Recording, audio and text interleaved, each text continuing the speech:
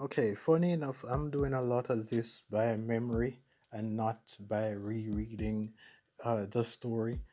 But anyway, this which is why I definitely recommend just reading the book itself, because I'm doing that as a way to hold back on some of the more exciting spoilers, some of the more impressive things that happen in the story. But anyway, so this would be the third uh, chapter of the stage controller story, and this one, this one is this is where Kimika and Team Central they land on the planet where the the stage league assembly is gonna take place, and of course um, there are different protocols to follow. This was mentioned from the first chapter, right? But there are different protocols to follow in order for this assembly to take place. But anyway, they land. Um, Kimika takes a shower, gets prepared. Um, Tish pretty much told her that they need to meet up, and Central need to have a meeting before um, going off of the ship, right? But Kimika pretty much ignores this, and she and Kit they jump off before the Gambit has even officially docked, right? So they jump off, they land on ground. Kimika is excited to be on land. So she and Kit uh, walk on, and they meet they meet an interesting person, an interesting guy. His name is Julian Julian Jet, aka JJ. He pretty much zooms into, and he has a funny entrance, probably one of the funnier entrances in this particular arc. He's pretty much out of control on uh, a faulty hoverboard.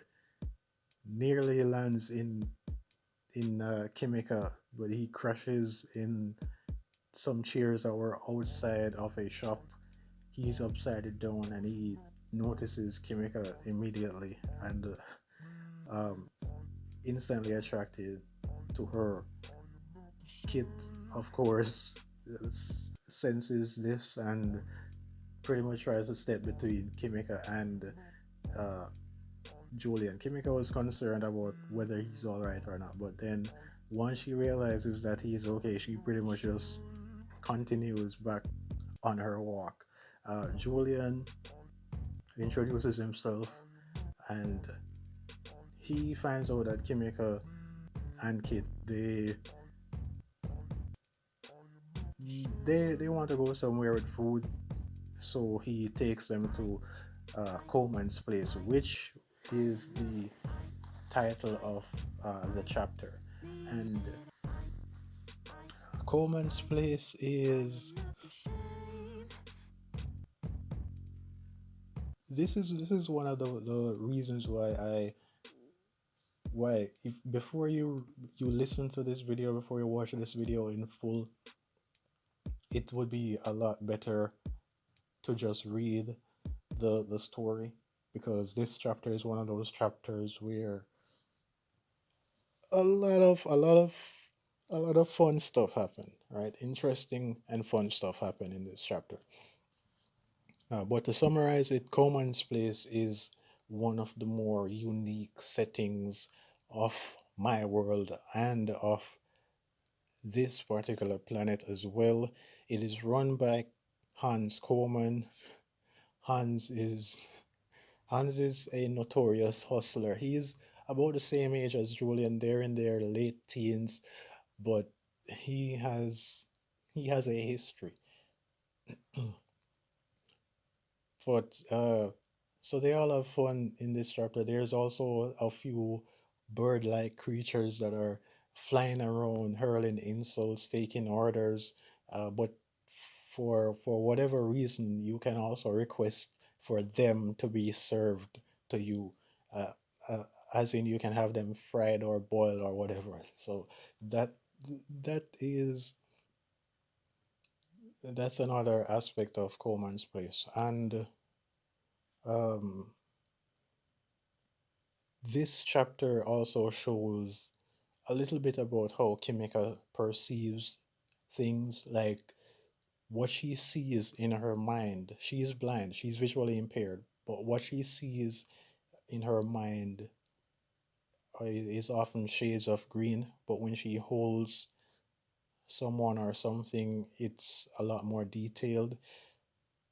She can pick up on a lot of different colors and textures. The only thing that she cannot accurately pick up on is eyes or eye color, right? Um, so and we get more introductions to different stage members as well. There's Zane. Zane is a captain of uh, another team, similar to how Rickard will be. Even though Rickard is the overall league captain, league leader, Rickard is the leader of Central. Zane is the leader of Team Steer, and Team Steer is mainly a team of engineers. There's Zane, there's his little sister Lena, there's his girlfriend Jessica, there's Tao, Zane's best friend. They're about the same age, and then there's Evan, who is about the same age as Zane's uh, sister. Uh, Zane is in his late teens as well, but there was an issue with his ship. So as soon as he breaks into Coleman's place and he and Julian have a friendly spar, uh, Zane pretty much requests Kimika's help because they have found out since Kimika has been on stage, based on what they know, she has mechanical skills.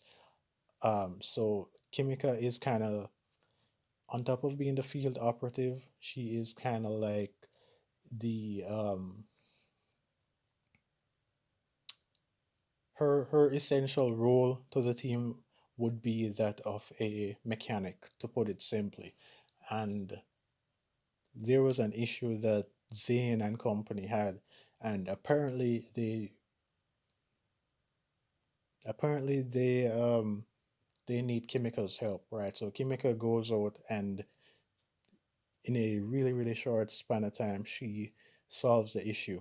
On her way back to Coleman's place, the ground falls, and she's in total blackness. She's falling, and that's how the chapter ends. So this was, and there are other characters that are introduced in this chapter as well. I know that some of them will end up being fan favorites. So yeah, that's the chapter. Thanks for listening. Catch you in the next one.